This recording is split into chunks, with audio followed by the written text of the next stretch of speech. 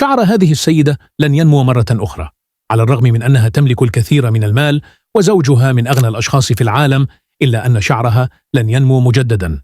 يدعي معظم الناس أن زوجها باع شعره للشيطان مقابل المال والشهرة، لكن في غضون ثوان قليلة سأكشف لكم الحقيقة. اسمها الحقيقي هو هدى بينكيت سميث.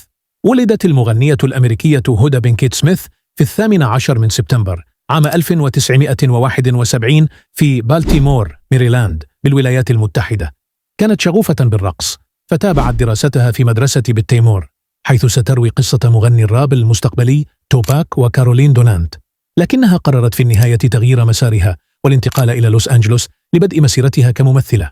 هناك التقت بويل سميث وأنجبت منه طفلين، ولكن منذ بداية شهرتها بدأ شعرها يتساقط ولم يعد ينمو.